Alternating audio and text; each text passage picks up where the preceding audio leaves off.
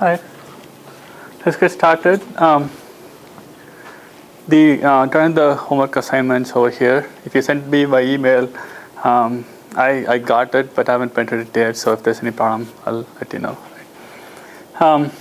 So thanks for. I think I saw 8 responses to the survey so far, and clearly network games was on the top. And I'll still wait to see what the other stuff. I think the P2P streaming was number 2, and I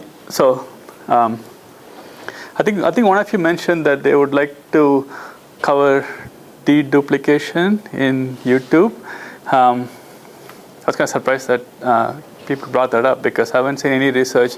So deduplication is the idea here is if you're looking at say YouTube or one of these guys, they store enormous amounts of data, right? So there's bound to be duplication and some sort of effort to make sure that if 2 people submitted the same exact video, meaning same exact contents, right? So the storage can store one content and then replicate those 2, right? They do a lot of work in terms of figuring out if your video is the same as somebody else's, obviously for copyright reasons, right? So they want to make sure that whatever you submit is not the same as some copyright holders one.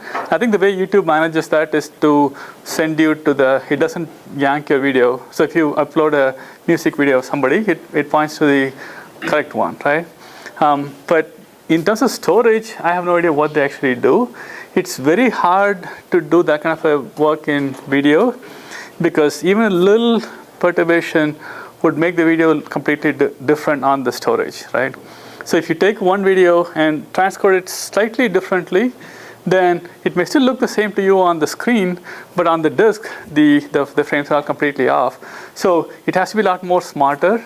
But my impression was they consider storage to be sort of infinite, and then because it's so cheap, right? I think like a 2 gig hard drive costs about $100 or so. So that's what they seem to operate. But I'll look for papers which talk about that. My impression is Google doesn't consider storage to be a limitation, right? I think Google considers storage to be sort of infinite and builds up from there, right? So anyway, so we left off at looking at some of the work Adam was doing as an independent study a while back. This is a follow-up to some work which was published in Netgames. Essentially, they were trying to see how these games, how the wireless packets are sent, right? So I brought 2 of those Nintendos. If you haven't seen those, I can't demo those things because it takes a while to set this up and everything, right? So you're free to look at those or pass it around or what have you, right? So the idea is you can play certain games. So one of the simple game is to do this chat thing, which I sort of show a little bit. And essentially, you can draw some little bitmap, and then you send it to your friends. They send the bitmap back to you. And you suspect that the bitmaps, knowing what we know, it should compress fairly good. I mean, it's a small bitmap, meaning it's just black and white pixels. So you expect nothing much.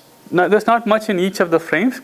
And you expect that human beings are not drawing it in such a fashion that you're not going to be drawing say 50 frames per second or something, right? You're going to probably draw 1 per minute or so. So you expect the traffic to be fairly small. And what they found was there's a lot of small traffic. Even if you don't do anything, these things are like blasting out network traffic. So you're trying to understand what's really going on. And the earlier work identified that there's a lot of packets, but they said they're fairly benign. So what happens is they don't actually connect. They can connect to the Notre Dame Nomad and then go out and play with somebody else, or they can create their own network. So our assumption was if whatever they're doing is inherent to the game, it should be the same amount of packets regardless whether you're sending it playing with among your friends or playing across the internet, right? So if you're creating a certain amount of data, it shouldn't depend on what kind of network you're having, essentially between you or something. And it turns out that's not exactly true. So if you're talking to the access point, they're fine. But if they talk amongst themselves, they tend to be pretty chatty. I always forget whether. Oh, thanks. So I'm going to say it in a little bit, right? So it turns out there are 2 things which affect how these things react.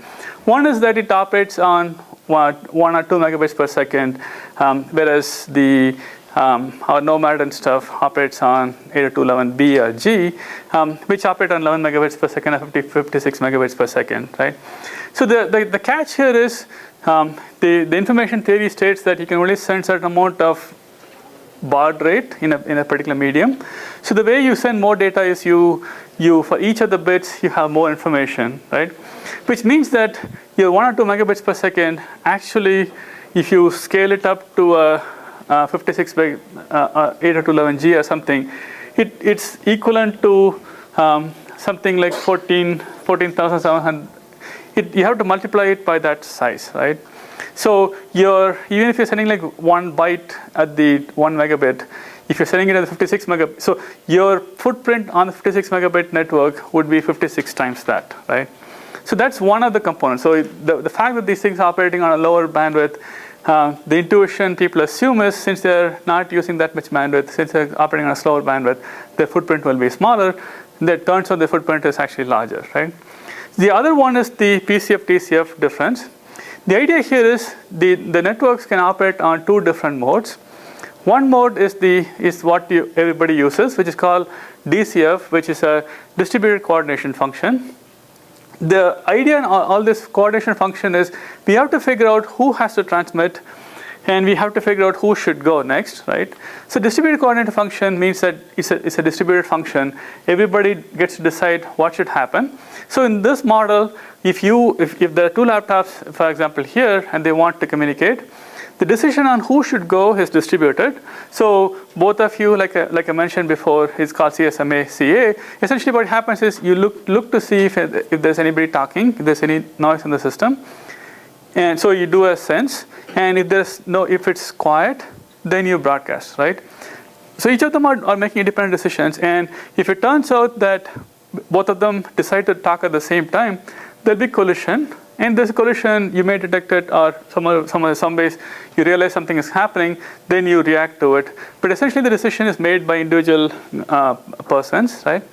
And that is, it's nice in one sense, in the sense that there is no one to coordinate all this traffic. So you basically, whoever yells the most sort of gets the network, right? And so it's good for traffic which is sort of best effort. You don't particularly care how these things should happen.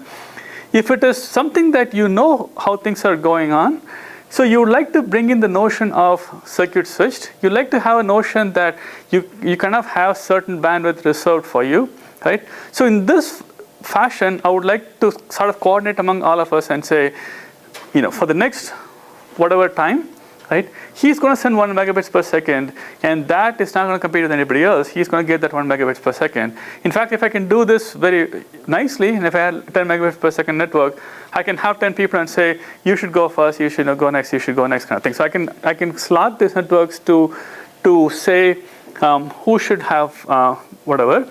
So all these things need somebody to do this coordination. So you cannot do this in a distributed fashion, because distributed fashion means that you have to specify what you want, you have to specify what you want. You have to run a distributed algorithm to figure out what we all should do, and convergence and all those things become pretty complicated. So what they do is they call a point coordination function, where you have one point which is coordinating all this stuff, right? So what you assume is an access point being the one which controls all the network, like for example Nomad. They can decide that he should go next, and he should go next, and so on. So if they do this stuff the right way, right, they can allocate certain amount of time for each of the participants. And the idea is it's supposed to be good. You're supposed to give you guaranteed performance for somebody, and then everybody else fights it out, right? So the idea here would be, if you think of this, if you think of time passing this way, I kind of split the time into certain slots, and then I say this component is for PCF traffic, this is for DCF traffic, meaning let's say this is 100 milliseconds, and let's say this is 10 seconds, 10 milliseconds, and this is 90 milliseconds, right? So the access point can say, in this 10 millisecond, I get to choose who should go, and in this 90 millisecond, you all can fight it out, right? So within this slot, I can say you should go next, you should go next, you should go next, or what have you. Right? If I can do that, then essentially this traffic is always guaranteed a certain amount of, so it's guaranteed 1/10 of the bandwidth, right? So this particular whatever device can also compete here, but this is guaranteed for it, right? And a variant of this is what you would see in 802.11e, which is a standard which is designed specifically for giving quality of service. And essentially somebody decides what the quality of service is, and this is how you would implement that. You have these slots which are non-negotiable, right? So this is designed specifically for multimedia and games and those kind of stuff, because these applications need lots of guaranteed traffic, right? And it's up to the coordinator to make this smaller or larger. So if you made this 90 and this is 10 milliseconds, then basically none of the others can get in and so on. Right? So this is a well understood standard designed specifically for media, right?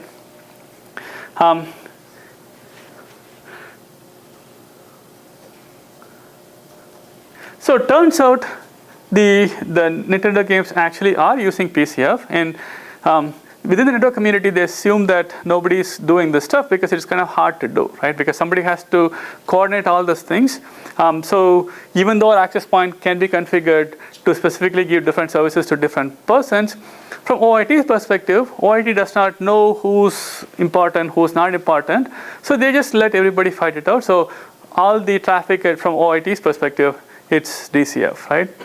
Whereas since these games know who's playing, since these people know who's going on, so they know that if you 6 people are playing in this game, they know there are 6 persons in this game.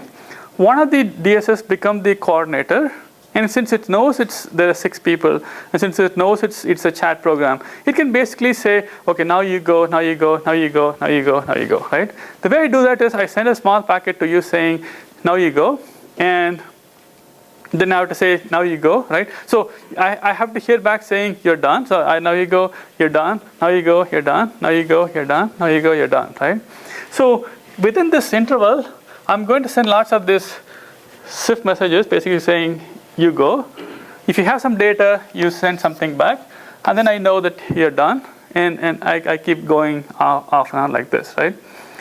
Again, if this was working on a normal network, this wouldn't be a problem, because essentially your coordinator would have said from here to here, back off, because you're not allowed to talk.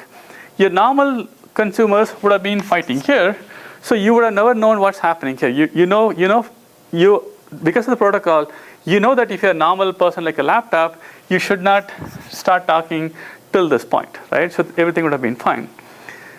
But the weird thing is, this is not actually connected to anything else. So the DSS are not talking to anybody else but just amongst themselves. So you, as a normal laptop user, don't know that there is a access point within the same network. You, as a normal user, have no way of knowing that there is one access point. So you don't know what this protocol that this is using. All you see is, during this PCF traffic, you see lots of traffic which interface with you, without you being aware of this protocol and backing off, right?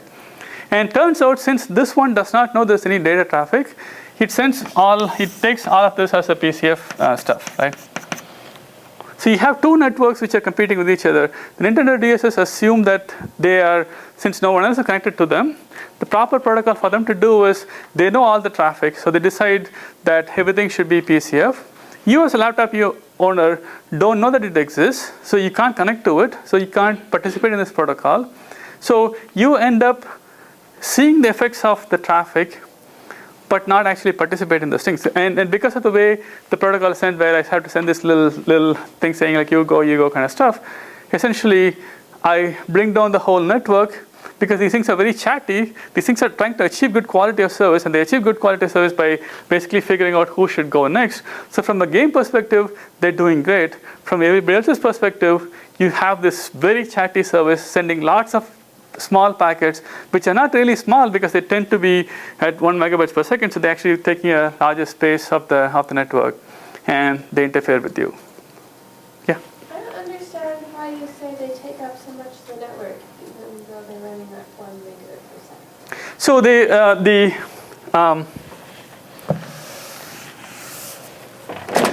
high level, if you think of this is 1 second, right? So let's say if you want to send 56 megabytes per second, let's take it as 56 lines, right? So you would have to send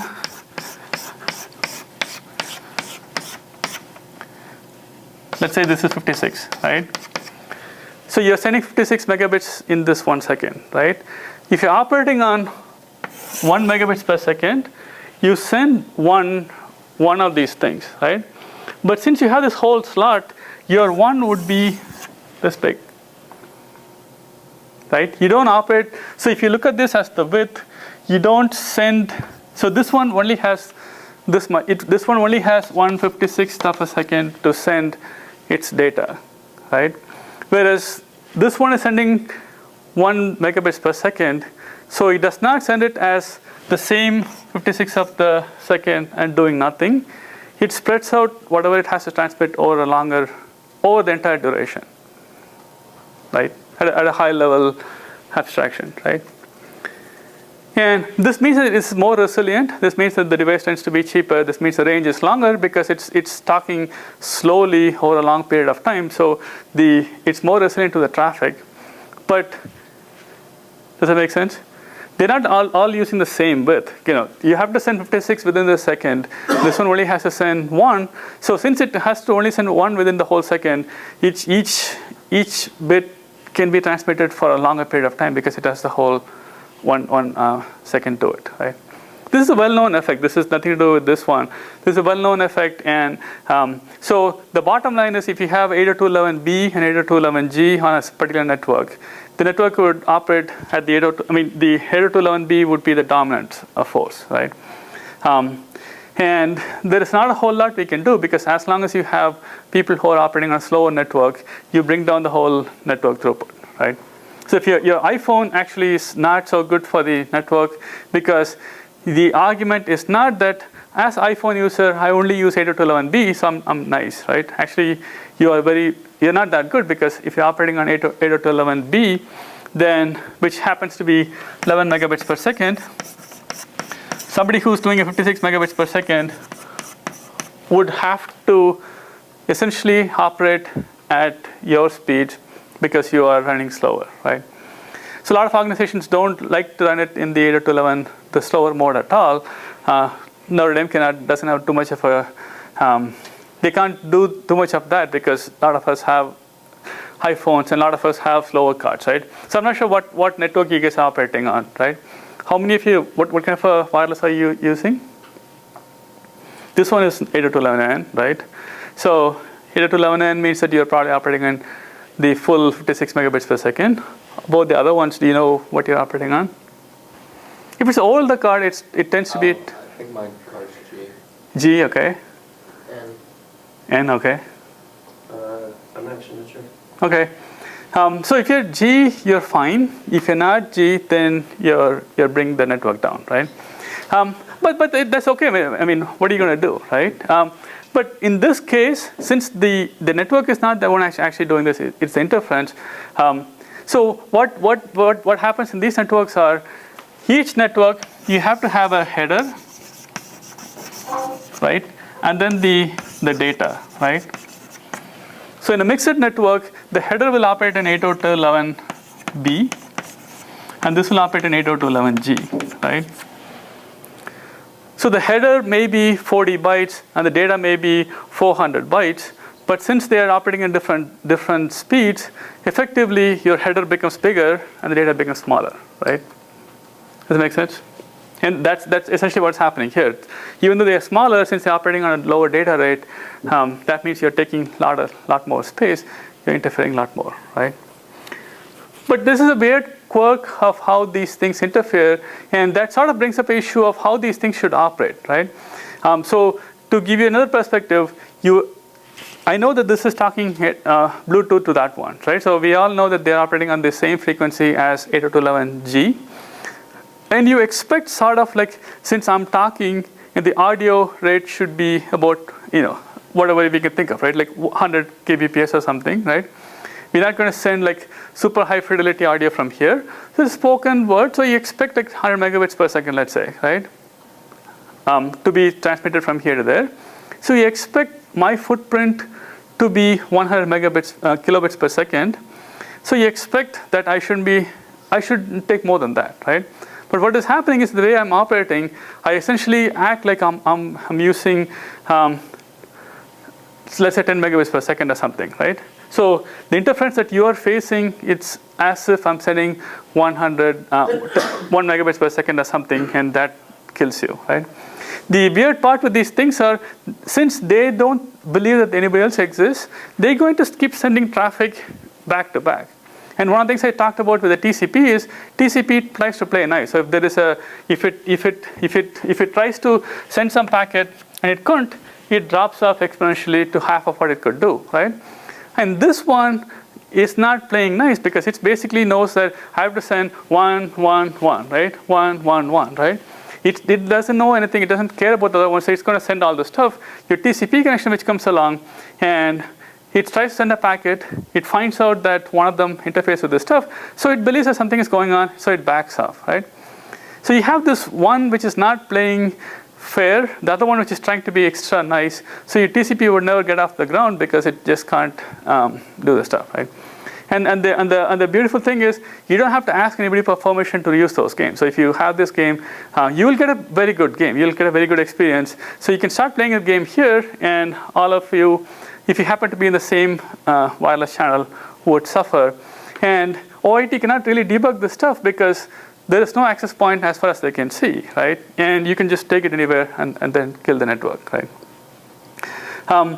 And so this is one of the things that we found for this particular. So essentially, we had the thing. So we had this CF pole, and each of them who has the data sends an ACK, and then you proceed. And there has been a lot of effort trying to bring the quality of service to wireless stuff, right? The 802.11e was a standard which was defined, and I don't think they quite understood the interference pattern between one of them deciding something, the other one deciding something else, right? The assumption was all of them would be coordinated by a single coordinator, in which case this wouldn't have happened, right? If you had one coordinator who's doing all the stuff, this wouldn't have happened.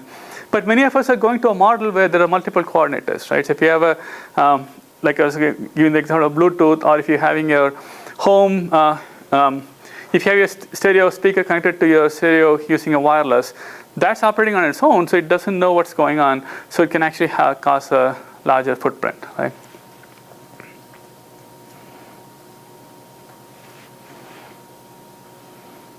So basically, regardless of whatever game you use, these things would, because it's done actually by the device, not by the stuff itself. So our conclusion was PCF is not TCP friendly, and we haven't done much else after that, right?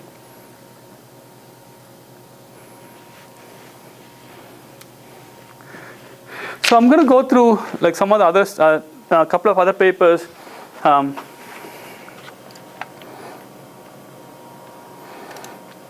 Which are sort of experimental in nature, and hopefully answer some of the stuff that you were asking last class, right? Like how do these different servers change how much bandwidth they want? How do they figure out what quality they should send, right? And so that's an ongoing research. That's one of the hardest problems, which is trying to figure out how much of something to give you, right? So if you're operating on a slower network, I should probably send you a lower quality something. If you're operating on a higher faster network, you should get a higher quality, right? So we did some this research was in 99 2000 time frame on looking at images. I'll show another work on video and stuff. So the idea here is you have these sort of big images and you have these little devices. How do you sort of make them fit your network conditions, right? The idea here is we don't want one low quality for everybody. We would like to have different quality for different people, and that's sort of what the video servers do. They don't want to have the super low quality for everybody. They would like to give you high quality if you want, or low quality if you want, so keep everybody kind of happy, right? So this could either be done at the server side, a priori, right? Statically, they can go ahead and create n different versions and try to give you whatever version you want, right? It might work if the number of devices in the world was finite, right? If it turns out that the only class of devices are a laptop and an iPhone, then I can create two versions, one for iPhone, one for laptops, and I'm done, right? But there are a lot of different variants of the stuff, so it turns out it's not always possible to do this on the server. You would like some proxies or somebody to try to change it on the fly. So this one was trying to figure out, look at the sort of internet images back in 2000 and trying to see how well they can be changed into different forms, right? And videos is a different kind of beast, and that we'll see in the next lecture. For all this stuff, I have the actual papers on the class website, right? You're not expected to go through and read all of them, but once you get a sense of what you're talking about, it should be easy to try to see what they're talking about, right?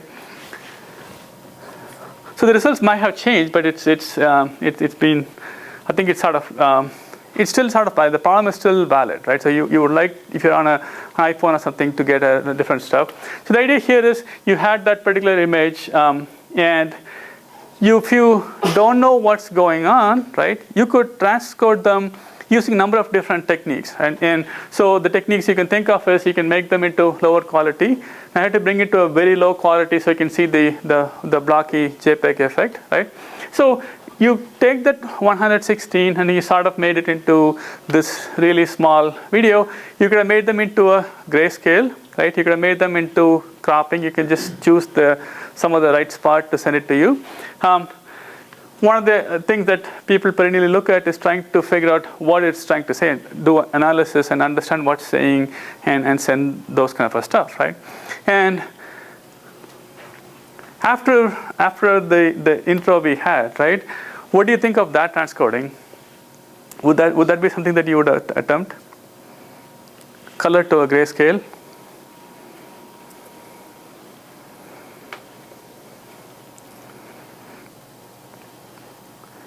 That would be easy to implement because you just take your JPEG and you drop out the U and the V. And Yeah. you keep the Y. Yeah. But do you expect it to actually be useful in terms of saving, sending less data, right? Well, with JPEGs, they keep more data for the intensity than they do for the color. Mm-hmm. So you drop out a little bit if you drop out the color, but not as much. Yeah, so essentially you do the 4:0 or some subsampling, right? Essentially you're aggressive on the color region. So for you to convert it into color, you don't actually save anything. So even in that example, you go from 116 to 85 kilobytes, right? It's some saving, but you lose a lot more color information, right? So you don't gain too much by doing that transformation, right? But you want to understand what kind of images are in the internet and then try to apply this technique. The idea here is there are many images which shouldn't have been in that particular format. So for example, GIF is not a good format for photographs because GIF is looking for long sequences of similar stuff. So if you're having photographs, meaning if you have 256 colors, right, you won't find enough common subsequences to compress well. So we want to see how people were storing images and stuff like that. The idea here is if you have a proxy or something in the middle, you don't want it to do too much analysis to figure out what to do about each image. You would like to sort of get a sense of what the world was and then react to it. And this is all follow up to a lot of work on how. So there are a lot of proxies out there which do this transformation automatically, which is a lot more truer, especially when you had the WAP and the GPRS, the older generation data network on the cell phones. So when you have a cell phone and if you have this 115 kilobyte this image, right, it tends to be very slow, especially if you're operating on GPRS, which is more like a dial-up 9600 baud or so. So it takes you a long time, and the companies used to charge you per kilobyte.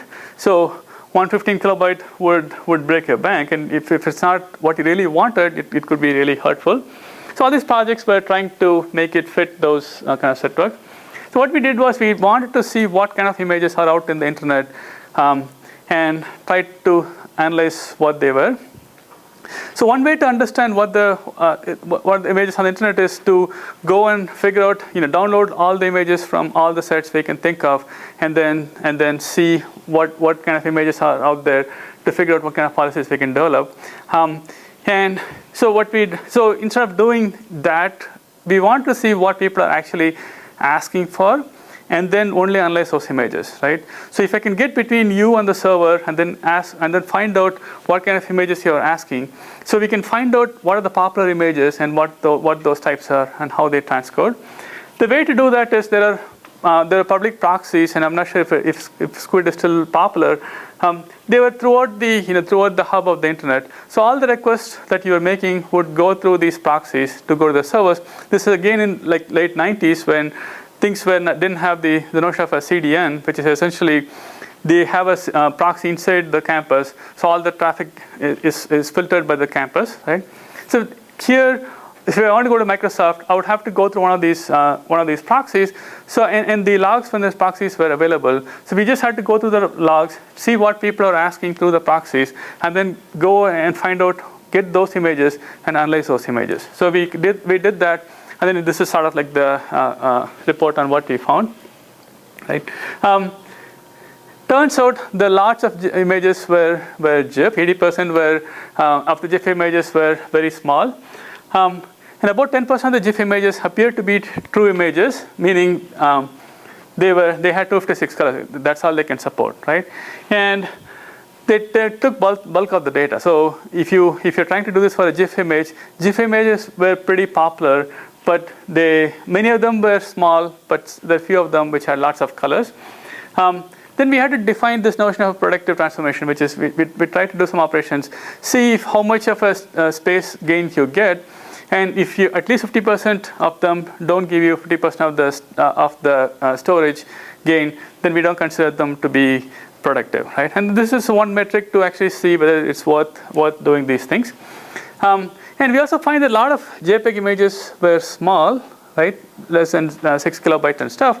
And one of the goal was to understand what kind of objects these were, right? Because one of the things I said was JPEG is really good for photographs and stuff, but nothing prevents you from using JPEG for bullets, icons, and vice versa, right? And we want to see what people are doing with this stuff. So I'm going to kind of go through this faster, and you can look at this later. So essentially, there were these proxies distributed throughout the continental US. So essentially, what happens is if you happen to be here, you would go out of your campus, or in our case, from Notre Dame, you'll go out of your campus and you'll maybe go to something in South Bend, and eventually it'll go to one of these the backbones. And so at this point, you'll get to the Urbana-Champaign website. And there's a proxy which will transparently pick up your package. And so if you're going anywhere, it'll go through that proxy. So anything from Notre Dame, unless we're trying to avoid this, would have been captured by that particular proxy. And there are a few of those around, right? So this is on September 27 on 1999. And there's statistics on what kind of images we found. So essentially, we look at the log, and then we try to get those same images back from the servers, right? Turns out there is something that we couldn't really publish here, which is many of them tend to be for. What do you think most of the images are for? I can't say it, right? So I don't expect you to say it too. So many of the JPEG images tend to go to sites that I can't really publish, right? Meaning, I don't know exactly. You look at those like thousands of images, then you kind of sample randomly. You find that there are lots of images of things that you don't really want to talk about. So we don't talk about it because the key is one of the things with doing all this research is one of the unspoken stuff is the one industry which really wants streaming video in high quality, right? What do you think would that be? Movie industry, or right? movie industry does not want to stream, right? If you follow any of the politics of it, they would like for you to go to the movie theater and then buy a DVD or buy a Blu-ray. They don't want to be streaming it anywhere you want, in any device you want, in any quality you want, right? They're not attempting to send you all the stuff that you may possibly want, that you may possibly dream of, at the easiest possible way to get you, right? But this other industry does not rely on the other models of thing, right? They don't want you to go to a movie theater. If you want to watch it in your phone, that's fine. If you want to watch it in your, wherever you want to watch it, they'll sell it to you, right? But we don't actually say that because, it's as academic institution, you don't want to say that. So even in this case, all the images were of the form that you don't want to quantify. And the challenge is we don't know how to quantify them either because all of them are photographs. But I won't give examples or tell you how much of those were of those sites. But it looked like any picture you randomly pick. If it's a picture, it tended to be from certain kind of sites, and I'm sure this is far more popular now than it was in '99. Right? It's like a decade in these terms is pretty big, right? And the other assumption is since those sites know what they're doing, right? The most technically savvy community in this whole stuff is that industry, right? They know precisely how they should send the image so it'll look good. So they actually do a really good job of compressing the image in the right format to get it across. So so in some sense, I don't know who created this image. So the artifacts that we are analyzing, we don't know who sent this image, but we're trying to see how well I can manipulate those on the network rather than. So the way we found out was I downloaded this like thousands or a lot of images, stored it on my not AFS, my school account, and the system administrator sent me an email saying like, do you know that you have like tons of images of like this shady looking nexus? When you do a backup, you see all the files going up, right? So we had to ask the lawyers what to do, and basically they said, hash all the names so nobody knows where they came from, right? So if you want to do this research, you hash it out so you can say, I have no idea because I never looked at it, right? So the lot of static analysis we did, and I'm going to present some of this stuff, right? In terms of the file sizes, you expect. I'm going to go rush through the stuff, only pointing out the interesting stuff. The rest I'm not going to stress on it. Many of these, the GIF. So this is a CDF, right? Many of you may have seen CDFs. CDF is a cumulative distribution where in the x-axis you have the whatever quantity you want. The y-axis goes from 0 to 100%. So what this means is if you take, like say I said, this point, right? On the blue line, this means that, I don't know what the x value is. Let's say x value is 5, right? So 5 kilobytes of the file, there are 60% of the objects were below that size. And 40% is over the size, right? So that's the way you read CDF. So if you see something like this, if you look at the knee, right? So for the GIF, the blue knee, which basically means that about 90% of the images were smaller than the purple line. Does that make sense? So if you take this line, and I think the black line is the GIF. So if you take a GIF image, 90% is sort of like the 95% is on the y-axis. 95% of the objects were of a size smaller than this one, and the remaining was larger than this one, right? So that's how we read the CDF, right? So all of the graphs are in CDF form. So essentially you see that most of the GIF happens to be small. There were a lot of GIF animations, right? You may have seen GIF animations, right? You see this little sort of video running around in your browser. GIF animations are basically you have all the GIF images glued into a single file. So all the frames are into a single file. And people tend to like them because you can play them without actually having a media player.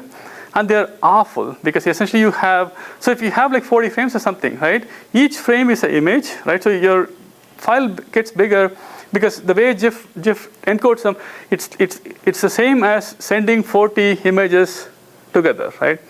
GIF is not doing a temporal encoding, meaning it's not finding the similarity between the different frames. So you're basically having 40 images sent into a same package, and you get no compression.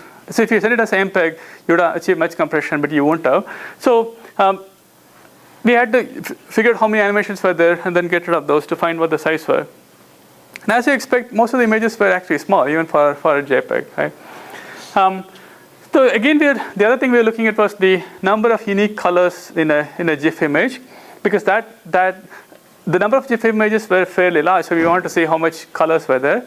About half the images had a small number of colors, but the remaining, like 22%, had all the 256 colors on the stuff, right? On the color map, right? So that means they're likely photographs or something, and that has implications on how the compression would work, right? So we also defined notions of certain classes of objects based on the spatial coordinates. So if an object is very small, right, like the little blue dot on the top, right? You might have seen those on web pages, and they used to be much more popular back then than now. They're small, right, and they have a little bullet or something, and they tend to be encoded either in JPEG, turns out, or in GIF, because it's a nice shiny blue thing. So you may use one of those stuff, and you may have seen those lines, right, like lines across the screen in a colorful fashion, and these sort of little icons going somewhere, and these sort of advertisement banners and stuff like that, right? And many of this stuff you may not actually know you're doing this if you're using some kind of a web authoring tool. They add lots of this stuff, right? So how many of you created web pages manually, and how many of you use tools like Dreamweaver and stuff like that? How many have done manually? Wow, okay. How many of you used any tools?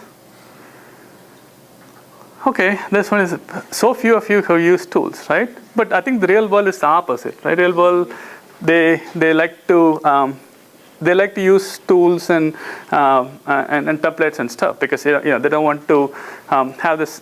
It's generated and stuff like that, right? So the tools tend to add lots of this little stuff, right? So for example, if they wanted some character to be certain bit away, right? They can't make the browser go that way. So what they tend to do is they send this little white space image, and since they don't want to make different white space image for the different lengths, they will send, let's say if they want to do 10, they will send 10 white space images next to each other, so you get the spacing you want. It looks fine to you, but on the wire they look like small images. So we're kind of splitting them into the different sizes, and turns out what you would expect, a lot of the in terms of if you look at the bullets, GIF, 10% were bullets. There are fewer of them in JPEG. But and this is the image. You would expect a lot more of them to be image, but they're still being used for lines and stuff like that. And that percentage, and that has implications on what you would like to do. And we looked at the JPEG quality factor, and half of the JPEG images were quality factor above 70, right? This is the quantization information. So turns out if it has a higher quality factor, if it's a higher quality to begin with, you can still reduce the quality. So if you take an image which has a quality factor of 40, you couldn't requantize it to a lower quality because you don't get any savings, right? So this is one important factor towards that. So I'm going to rush through these graphs. So essentially, these are again CDFs. So here, the idea here is, we're trying to look to see how the spatial transcoding would work. So essentially, you take an image and scale them into half on both directions. So if it's a 100 by 100 image, I want to make it 50 by 50, which is one fourth of the pixels available, right? And so if you again use the original model I had, right? Many of the objects, compared to the original and the newer one, many of the objects were not smaller, right? So you only had 1/4 of the pixels, right? So if you had, essentially if you had 4 by 4, I made it into 1, right? This is 1/4 the pixels, but when you convert them from this to 1/4 the pixels, the size that you get, right? If it's ideally, if this is what you were expecting, then you would expect that 25% you will see 100% of the images should be below 25%, right? The way you read the CDF is, if you say 25%, so if all the images, the new images were 25% of the original, the line should be somehow, and basically at 25%, it should be 100, meaning all the images were 1/4 of the original file size. But it turns out that they're not, because they tend to go all over the place. In fact, some of the images would actually be bigger than the original, right? Some of the images, so this is the 100, right? So when you go from here to here, some images are actually bigger than the original, right? I'll show you why in one of these cases, right? So in terms of GIF, right? For example, if you take GIF, right? If you take like that particular image, it has 8 colors. It's kind of hard to tell from this projector, but it essentially has 8 colors, right?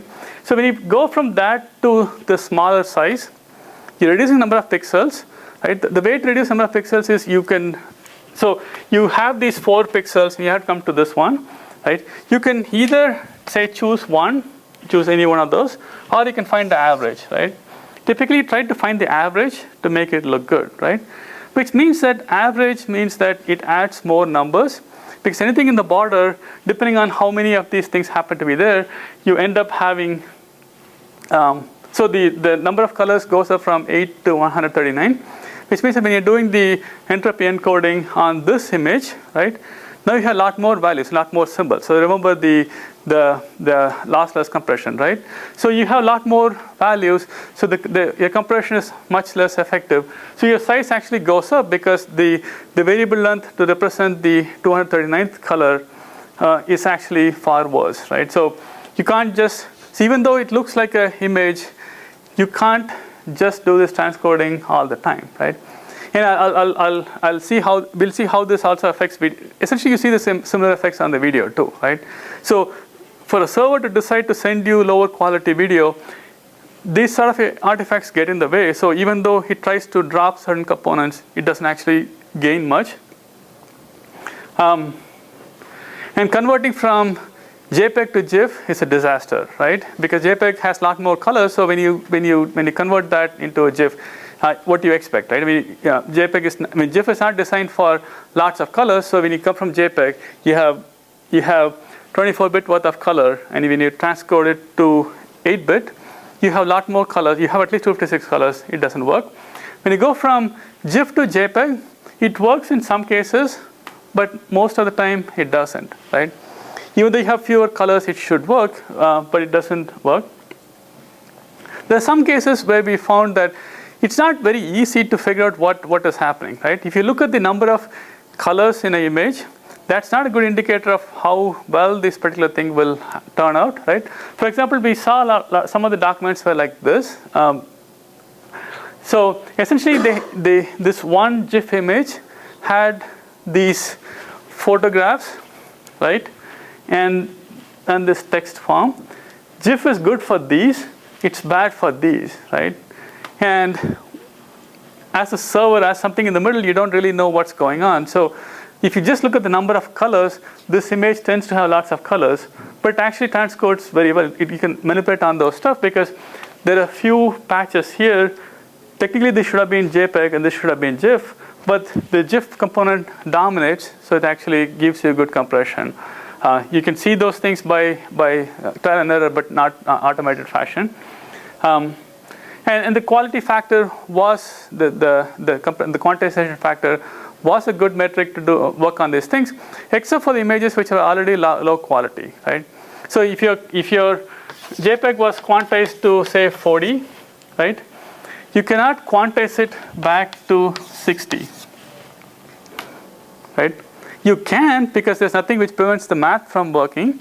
So you can take an image which was quantized at using a 40 table and then quantize it to 60. If you're lucky, you'll get the output to be exact same size as what you started. If you're unlucky, you add noise.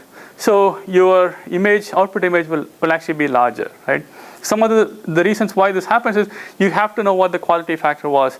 You have to know what the quantization factor was to figure out what the output should be. And like I mentioned before, the quantization factor is not a standard. I mean, it depends on the particular encoder. And it's more truer for video than the images. So if you take a video, I don't know how you quantized it. But if I assume it's a good quality, I can drop some of the quantized values. But if I don't know what you did, and if you had done a good job of reducing the tables, and I tried to reduce it more, I actually add more noise and actually make it worse, right? So, I mean, the paper goes a lot of, we did a lot more stuff which is on the paper, but essentially, these things are not that trivial even on the image format. I can't just take an image and then figure out what to do. I have to do analysis to figure out what exactly should be done. And that defeats sort of the purpose because we don't want servers in the middle trying to do an extensive analysis to see what has to be done. Right? So it sort of runs counter to what they want to do. Right? And when we go look at the video in the next lecture, you see the same sort of effect. Right? If you do a full analysis to see what sort of a video this is talking about, what's the quantization values and how well it is encoded, somebody can do something about it. But the computation required to do that is so huge that you would never be able to implement it, right? To get a sense, if you upload something to YouTube, right, or one of these sites, right, you'll notice that it takes like few hours or tens of hours for it to process to put it into their site, right? You want that kind of a processing happening at the server, which is not exactly feasible because all these things take a lot of time, right? And we'll continue with analyzing 2 papers which analyzed on how videos work when you tweak them in the next lecture, right? So we won't have class on Monday and Wednesday. I'll be back on Friday. I think my flight reaches at noon or something, so I should be here. I'll see you on Friday.